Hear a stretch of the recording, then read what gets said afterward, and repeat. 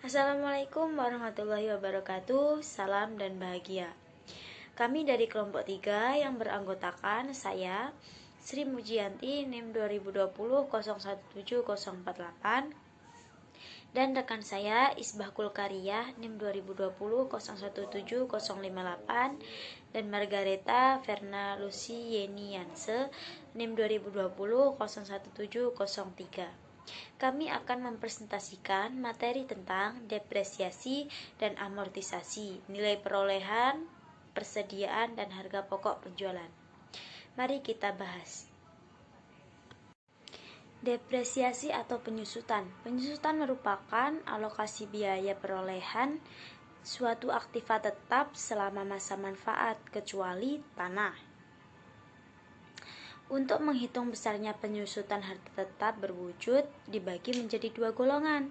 Yang pertama, harta berwujud yang bukan bangunan dan harta yang berwujud berupa bangunan. Untuk harta berwujud yang bukan bangunan itu terdiri dari 4 kelompok. Kelompok pertama memiliki masa manfaat 4 tahun, kelompok kedua memiliki masa manfaat 8 tahun, kelompok ketiga memiliki masa manfaat 16 tahun, dan kelompok keempat memiliki masa manfaat 20 tahun. Sedangkan untuk harta berwujud yang berupa bangunan itu dibagi menjadi 2, permanen dan tidak permanen. Untuk permanen itu memiliki masa manfaatnya 20 tahun, sedangkan tidak permanen itu memiliki masa manfaat 10 tahun. Nah, dia itu bersifat bangunan yang bersifat sementara, terbuat dari bahan yang tidak tahan lama, atau bangunan yang dapat dipindah-pindahkan. Nah, untuk penyusutan atas pengeluaran harta berwujud selain bangunan itu dapat juga dilakukan dengan bagian-bagian yang menurun selama masa manfaat, yang dihitung dengan cara menerapkan tarif penyusutan atas nilai sisa buku, dan pada akhir masa manfaat nilai sisa bukunya disusutkan secara sekaligus. Berikut ini tabel yang menggambarkan tentang pengelompokan harta berwujud, metode, serta tarif penyusutannya. Metode penyusutan yang digunakan itu ada 2. Yang pertama metode garis lurus dan metode saldo menurun. Jadi wajib pajak itu diperkenankan untuk memilih salah satu metode dalam melakukan penyusutan. Untuk metode garis lurus dan saldo menurun itu boleh digunakan dalam kelompok harta berwujud yang bukan bangunan. Sedangkan jika yang kelompok harta berwujud bangunan itu diperkenankan hanya menggunakan metode garis lurus. Selanjutnya penyusutan dimulai saat yang pertama bulan dilakukannya pengeluaran. Nah, untuk harta yang masih dalam pengerjaan, penyusutan itu dimulai pada bulan pengerjaannya selesai.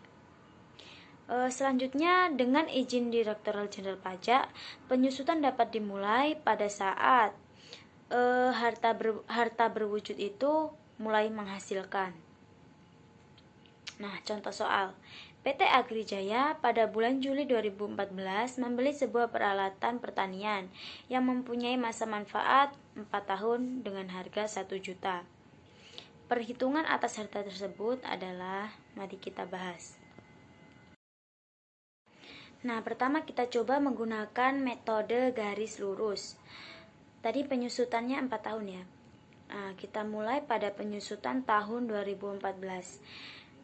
6/12 dikali 25% dikali 1 juta. Kenapa ini 6/12? Karena 6 itu 6 bulan, mulai dari Juli, Agustus, September, Oktober, November, dan Desember. Dikali 25%. 25% ini tarif metode garis lurus kelompok 1. Tarifnya 25%. Nah, dikali 1 juta. 1 juta itu peralatannya tadi. Maka penyusutan tahun 2014 itu 125.000. Untuk penyusutan tahun 2015 itu genap 1 tahun kan. Maka Langsung saja 25% dikali 1 juta hasilnya 250.000. Untuk tahun 2016, 2017 masih sama. Nah, untuk penyusutan tahun 2018 ini disusutkan secara sekaligus. Nah, maka hasilnya penyusutan tahun 2018 itu 125.000. Nah, selanjutnya metode saldo menurun. Untuk penyusutan tahun 2014 itu 6/12 dikali 50% dikali 1 juta sama dengan 250.000. 6/12 itu 6 seperti tadi, 6 bulan dikali tarifnya 50% untuk saldo menurun dan dikali 1 juta harga perolehan alat pertanian sama dengan hasilnya 250.000. Selanjutnya untuk penyusutan tahun 2015 itu 50% dikali 1 juta dikurang 250.000. Kita selesaikan dulu yang di dalam kurungnya ini. 1 juta harga perolehan alat pertanian dikurang dengan penyusutan tahun lalu 250.000, maka diperolehlah 750.000. Jadi 50.000 ini 750.000 ini dikali tarifnya 50%. Diperolehlah penyusutan tahun 2015 375.000. Untuk tahun 2016 caranya juga sama, 50% dikali 750.000 dikurang 375.000. Kita selesaikan yang dalam kurung ini dulu. Nah, memperolehlah hasil 375.000 dikali 50%, penyusutan tahun 2016 187.500. Untuk tahun 2017 itu caranya sama, diperoleh 93.750. Lalu untuk penyusutan tahun 2018 ini disusutkan secara sekaligus, semuanya ini disusutkan langsung ya. Jadi 93.750 untuk penyusutan tahun 2018.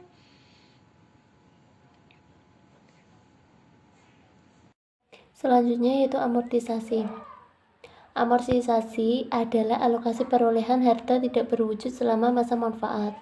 Harga perolehan harta tak berwujud dan pengeluaran lainnya termasuk biaya perpanjangan hak guna bangunan, hak guna usaha, hak pakai, dan muhibah atau goodwill yang mempunyai masa manfaat lebih dari 1 tahun diamortisasi dengan metode yang pertama, dalam bagian-bagian yang sama setiap tahun selama masa manfaat.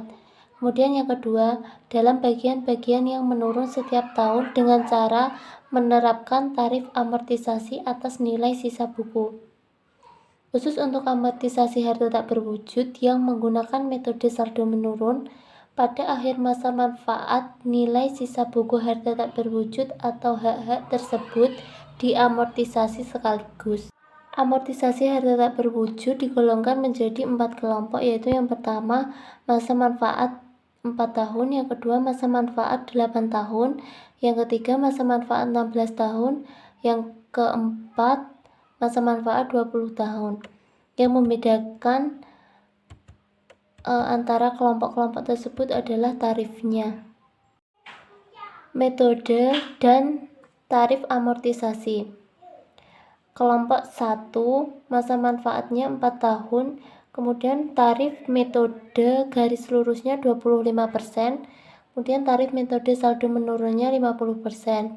Yang kelompok 2 dengan masa manfaat 8 tahun, tarif metode garis lurusnya adalah 12,5%, kemudian tarif metode saldo menurun 25%. Kelompok 3 dengan masa manfaat 16 tahun, yaitu tarif metode garis lurusnya 6,25%, kemudian tarif dengan metode saldo menurunnya 12,5%. Kemudian untuk kelompok 4 dengan masa manfaat 20 tahun, tarif metode garis lurusnya 5%, kemudian tarif dengan metode saldo menurun 10%. Contoh soal amortisasi. PT Astijaya pada tanggal 4 Januari 2014 mengeluarkan uang sebanyak 100 juta untuk memperoleh hak lisensi dari Peonic Cycle Ltd. selama 4 tahun untuk memproduksi sepeda Phoenix. Penghitungan amortisasi atas hak lisensi tersebut adalah sebagai berikut. Dengan metode garis lurus, pada tahun 2014 itu tarifnya 25%, dikalikan 100 juta sama dengan 25 juta. Kemudian pada tahun 2015 sampai 2017 sama karena ini metode garis lurus.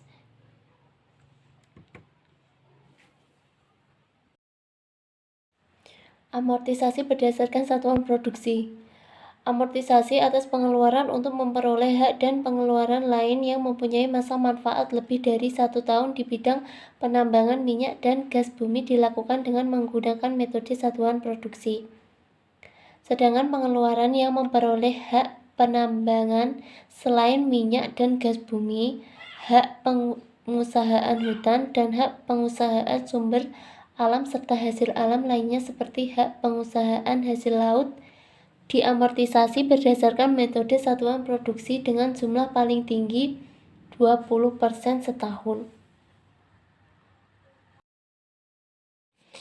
Contoh soal untuk metode saldo menurun. Penyusutan tahun 2014 itu 50% dikalikan 100 juta sama dengan 50 juta. Kemudian untuk tahun 2015 50% dikalikan 100 juta dikurangi 50 juta sama dengan 50% dikalikan 50 juta hasilnya 25 juta.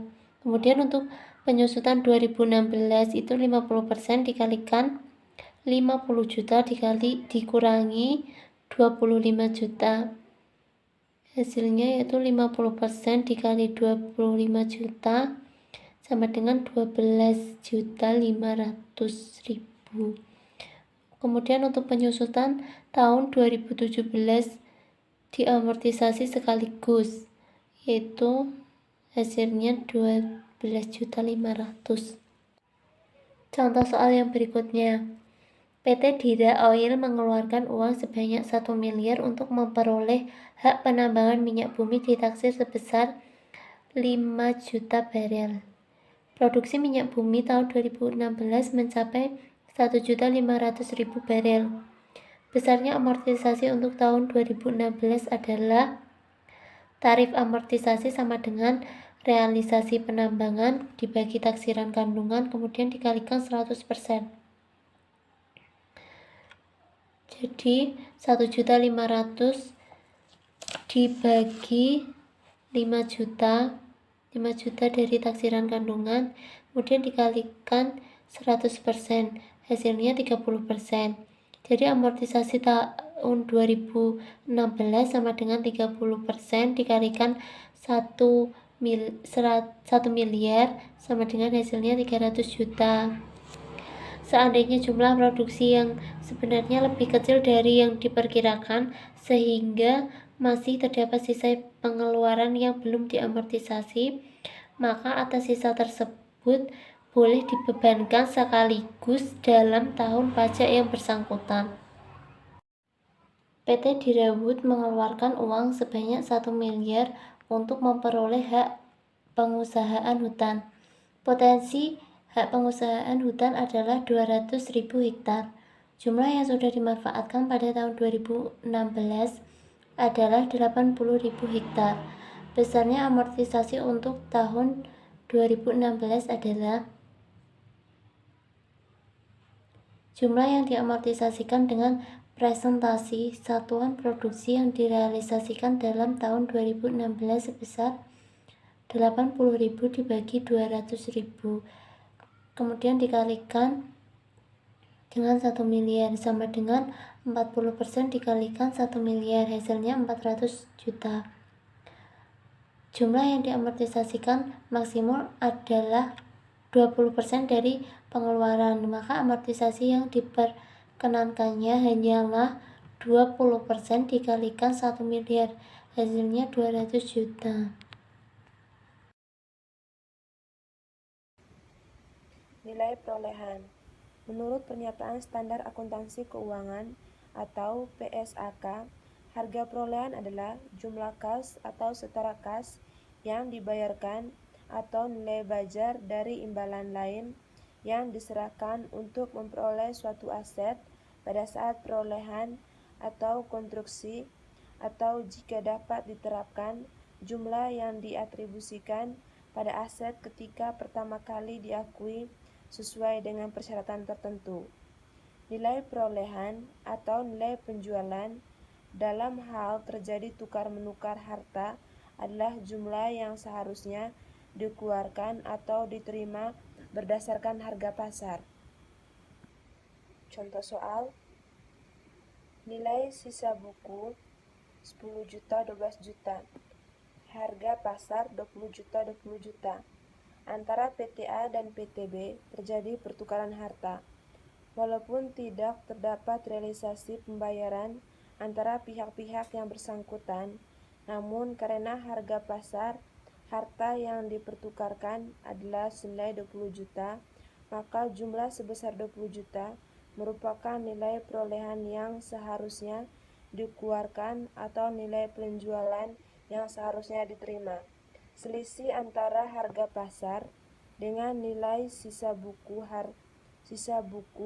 harta yang dipertukarkan merupakan keuntungan yang dikenakan pajak. PTA memperoleh keuntungan sebesar 10 juta, 20 juta sampai 10 juta, dan PTB memperoleh keuntungan sebesar 8 juta, 20 juta sampai 12 juta.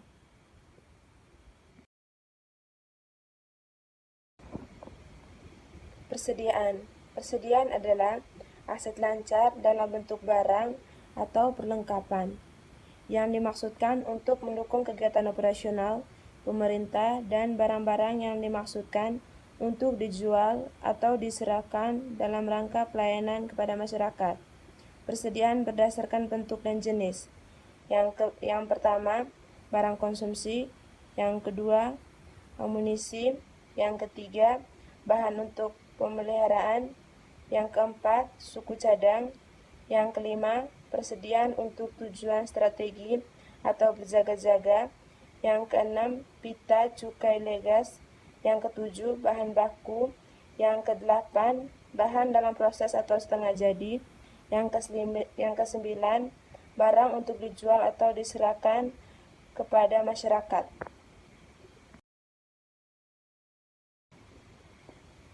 HPP atau harga pokok penjualan. Harga pokok penjualan atau HPP adalah jumlah pengeluaran dan beban yang dikeluarkan secara langsung maupun tidak langsung untuk menghasilkan produk atau jasa. Contoh yang termasuk dalam HPP adalah biaya tenaga kerja, bahan, dan overhead. Harga pokok penjualan memiliki rumus untuk menghitung nilainya. Rumusnya adalah rumus HPP sama dengan pembelian bersih ditambah persediaan awal dikurangi persediaan akhir. Sekian presentasi dari kelompok kami, kurang dan lebihnya kami mohon maaf. Kami akhiri. Wassalamualaikum warahmatullahi wabarakatuh. Salam dan bahagia.